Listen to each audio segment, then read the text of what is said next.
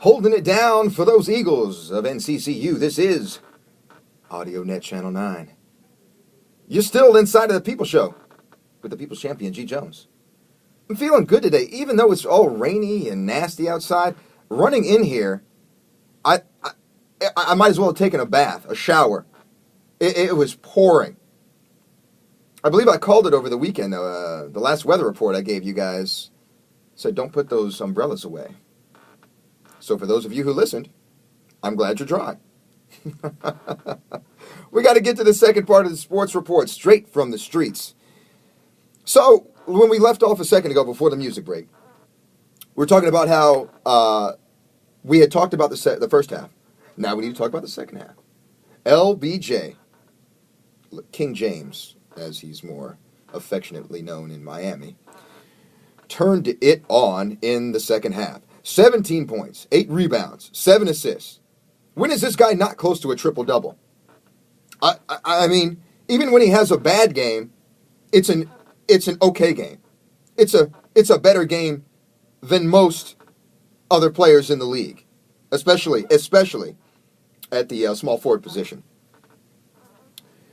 The Heat led by 19 with 9:16 left to go in the fourth quarter. Amazing. No wonder Popovich, no wonder the Pop, as I like to call him, was ready to pull out his starters. Those are old men. What is Tim Duncan? 40? I think when he graduated from Wake Forest and got drafted to the Spurs, I want to say it was back in 05? 04? I wasn't even out of high school. So, there's that. And Tony Parker? That guy's sitting on glass ankles. But I think it speaks to a bigger problem in the NBA with point guards and the way that fast, quirky style of play affects their appendages, affects their joints, the knees, the ankles. It destroys them. It rips them apart. Even some shooting guards, some number twos in the league, have that same problem, a la Kobe Bryant, which we have some interesting entertainment. When we get to the entertainment block, we're going to be talking about Kobe. We'll be talking about that lawsuit with his mama. I didn't even know his dad was involved in it, but c'est la vie. Cash does strange things to people. Back to the game. We have to cover it because it's all over SportsCenter. It's all over Twitter. It's all over Facebook. I had a dream about this last night. It was so amazing. LeBron James, with his block on Thiago Splitter. Let me break it down for you. I'll paint a vivid scenario verbally. Thiago Splitter, was engaged in a fast break. Thought he had everybody beat. LBJ was probably 12 steps behind him. Enough that any regular human would have felt comfortable trying to dunk the ball because LeBron James is far enough away. Wrong. Out of nowhere, LBJ says, Thiago Splitter, I will meet you at the summit of Mount Kilimanjaro, and I will take that ball away from you. And he did it.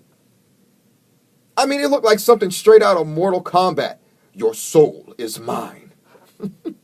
Finish him. And that's exactly what LeBron did. I was in awe. The announcers were in awe. The fans went crazy. What can you say about this guy? Enough?